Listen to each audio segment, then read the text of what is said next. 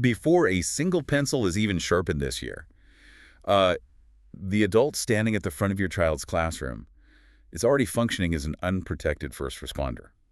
Which is just, I mean, it's a wild reality to confront right out of the gate. It really is, because, we usually think about the whole back-to-school season with this very specific, highly romanticized aesthetic. Oh, absolutely. You picture the pristine backpacks and the freshly waxed hallway floor. Right, the completely blank notebooks, the entire cultural focus is almost exclusively on the kids and this clean slate that we are handing them for a brand new year. It's a deeply ingrained ritual. I mean, we dedicate almost all of our attention and our resources to the students' readiness to learn. We analyze their summer reading loss, their new schedules, their academic goals. But today, we are completely flipping that script. We are taking that camera lens, panning entirely away from the students, and we're zooming in on the adults in the building. Because the reality of what it actually takes to run a functioning school, the psychological infrastructure required, is pretty much completely invisible to most of us. Exactly.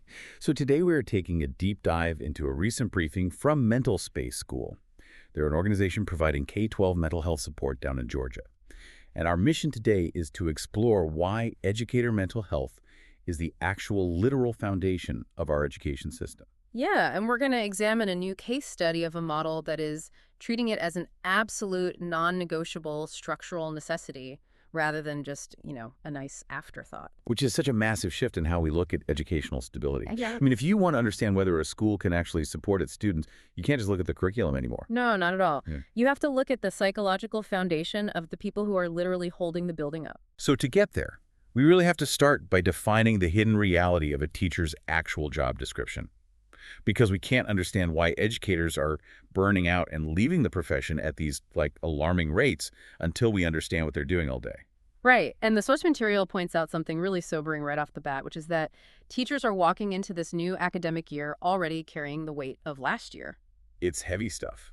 It's not just grading papers. What's fascinating here is the sheer volume of emotional processing that is demanded of them on a daily basis. The briefing notes that over the previous year, a massive portion of these educators' time was spent de-escalating crises. And we need to be clear about what that actually means. We are not talking about breaking up a minor disagreement over a borrowed eraser or telling kids to stop whispering in the back row. No, we are talking about managing deep, complex student mental health crises. I mean, a student might be acting out severe trauma from their home life right in the middle of a lesson on fractions. And the teacher is the one tasked with regulating that environment. Which, they're expected to do this without any clinical training. None. Zero. It's like asking a flight attendant to suddenly perform emergency triage at 30,000 feet. You have a professional who is highly trained in one specific area, pedagogy, lesson planning, classroom management, and suddenly they are thrust into the role of a crisis counselor. Yeah, and they're managing these intense, volatile situations completely without clinical support. And the really heavy part, the part that sticks with you, is that they are absorbing stories and witnessing behaviors from these students that they simply cannot unhear or unsee. Right, and that absorption is the exact mechanism of the psychological weight. When a student in crisis confides in a teacher, that emotional energy doesn't just, evaporate when the bell rings for lunch. The teacher takes it in. Their own nervous system has to process that stress. Exactly. And then, as the source points out, they are asked to be the one steady adult in the room for up to 150 different kids every single day. Which is just staggering when you really think about the math.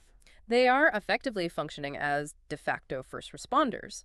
But unlike EMTs or firefighters, they do not have the protective psychological armor, the shift rotations, or the specialized clinical debriefing systems that actual first responders use to process trauma. I really want you, the listener, to just imagine this scenario for a second. Think about a recent time when you had to manage a severe emotional crisis for just one colleague or maybe one close friend. Just one person is exhausting enough. Exactly. Think about how completely draining that was. Think about how it hijacked your focus, threw off your whole day, and how you carried that heavy worry home with you to your family. Now take that exact daily emotional labor and multiply it by 150. It's almost unfathomable. But that is the baseline expectation for an educator on a random Tuesday. And that baseline expectation has a very specific, clinically documented fallout. The briefing moves us far beyond colloquial terms like, just saying teachers are stressed or tired. Right, tired doesn't really cover it. It specifically identifies two concepts taking root in schools: secondary traumatic stress and compassion fatigue. Okay, let's unpack this, because those sound like really serious clinical terms that we usually associate with social workers or ER nurses or disaster relief workers. What does secondary traumatic stress actually look like for, say, a middle school science teacher? So secondary traumatic stress occurs when you are indirectly but constantly exposed to someone else's trauma. You hear a student's stories of neglect, you see the physical signs of their pain, and your own brain and nervous system begin to react as if that trauma is happening to you. Oh, wow. So your body genuinely thinks it's under threat. Exactly. You start exhibiting trauma responses without having experienced the primary event yourself. And compassion fatigue is sort of the closely related cousin. It's the profound emotional and physical exhaustion that comes from constantly dispensing empathy to others who are in distress. Until the well simply runs dry. Basically, yes. And the text gets very specific about the symptoms, right? Because Yeah. it's not just feeling a little sluggish in the morning. Far from it. According to the briefing, the day-to-day symptoms in school staff are incredibly distinct and damaging. It manifests as severe emotional exhaustion where the person feels entirely depleted before they even pull into the school parking lot. Wow. And crucially, it shows up as cynicism, and this is the really painful part. It's often cynicism directed at the very students they used to connect with so deeply. That has to be devastating for a teacher to realize. Just to wake up one day and realize your empathy is just gone and you are feeling cold or cynical about a kid you genuinely care about and want to help. It is, but it's actually a biological defense mechanism. Uh-huh. The brain is literally trying to protect itself from further emotional depletion by shutting off the empathy valve. It's trying to survive. Exactly. The source also notes this leads to dreaded Sunday evenings. That intense, visceral anxiety that ruins the weekend before the work week even begins. And even actual physical symptoms like chronic headaches or insomnia. The body is keeping a strict record of all this unmanaged stress. Wait, okay, I hear all this and I immediately think of the corporate wellness programs we see everywhere now. Yeah.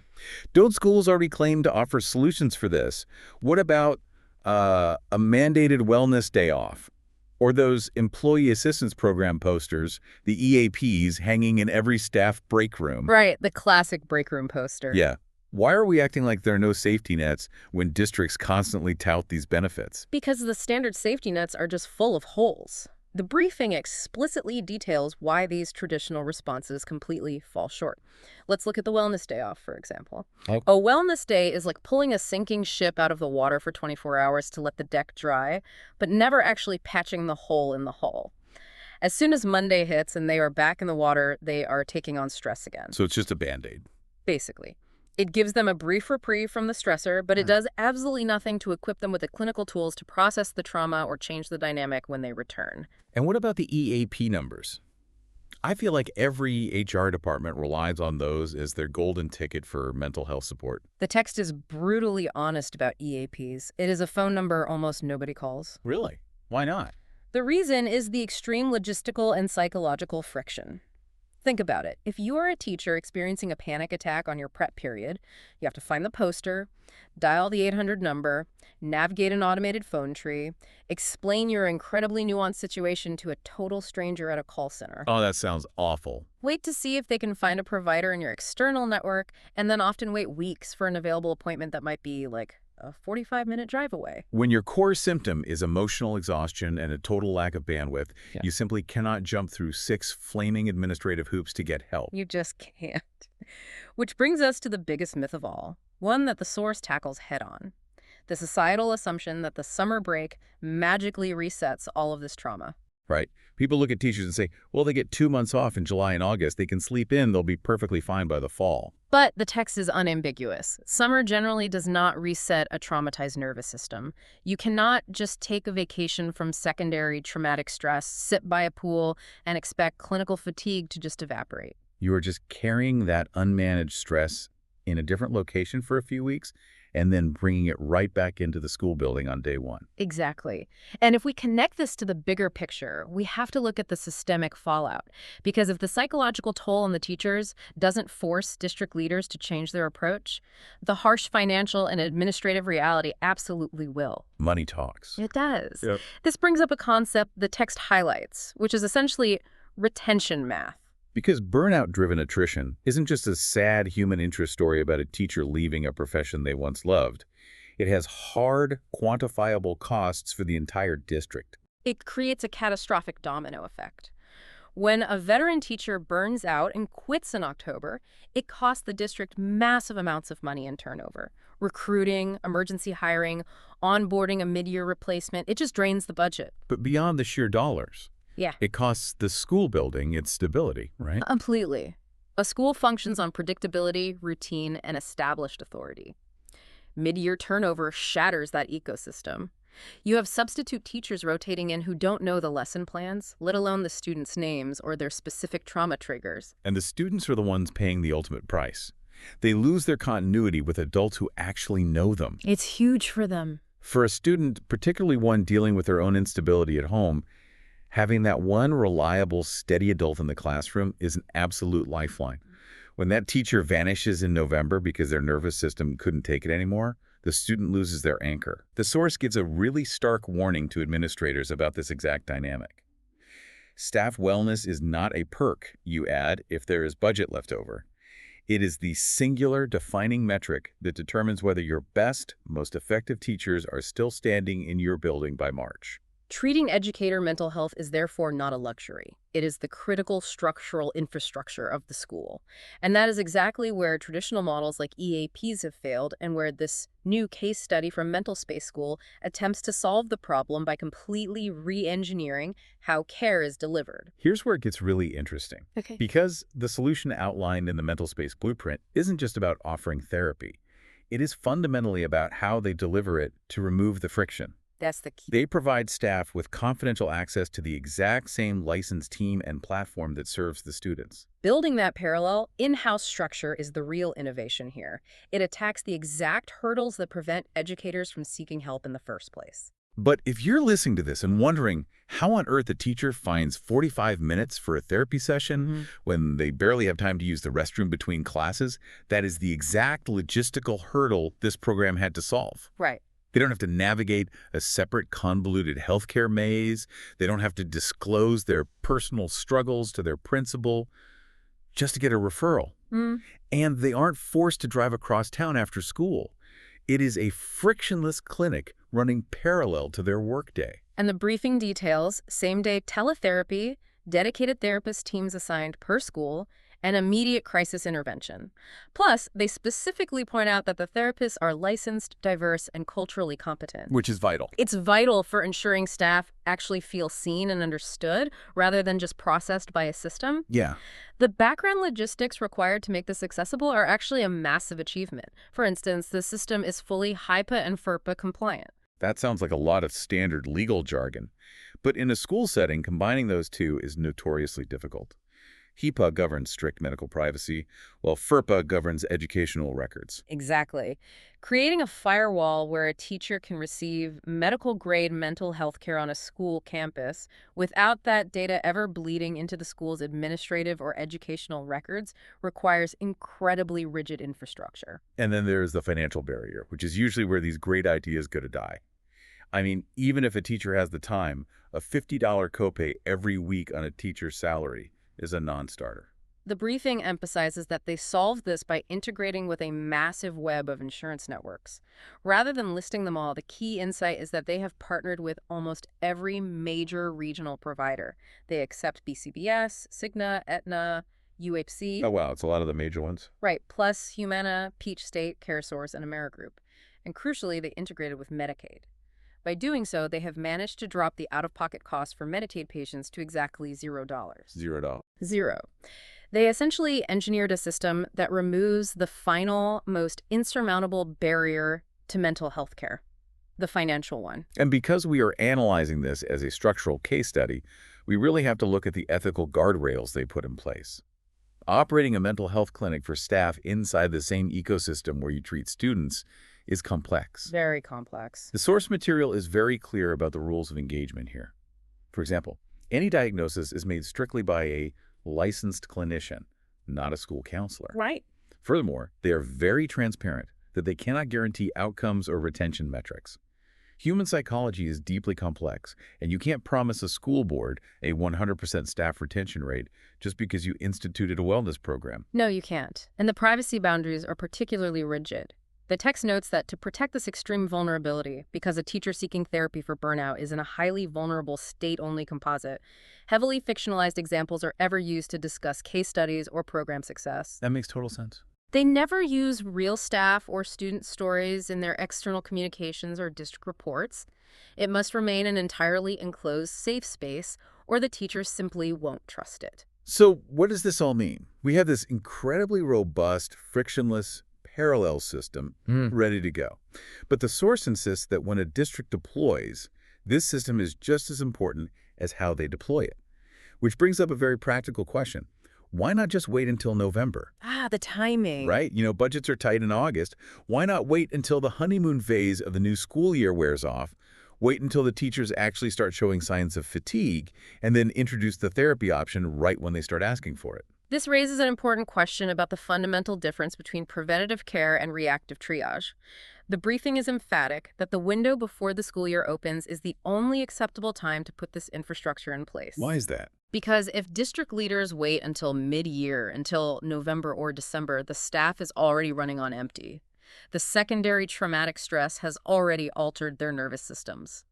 That deep cynicism we talked about earlier has already taken root in the classroom. The damage is already done. It's like you were trying to put out a fire that has already burned down half the house. Exactly that. You have to arm the educators with the tools before they step foot in the classroom. Going back to your flight attendant analogy, you cannot wait until the plane is in the middle of a mid-air emergency to hand the crew a first aid kit and an instruction manual. That would be a disaster. They need to know the support structure is already there, solid, tested, and accessible on day one. Knowing that they have a dedicated same-day clinical team standing behind them completely changes the psychological posture with which a teacher enters the building. It totally shifts the vibe. They are no longer unprotected first responders absorbing trauma on an island. They are professionals backed by a systemic clinical infrastructure. It completely reframes the entire back-to-school narrative. So let's bring all of these threads together. We started by peeling back the curtain on that pristine back-to-school aesthetic to expose the hidden reality. Teachers are being forced to function as unprotected first responders, absorbing crises and trauma they were never clinically trained to handle while managing 150 different students a day. Yeah, and we examine how that constant, unsupported exposure leads to very real, debilitating conditions like secondary traumatic stress and compassion fatigue.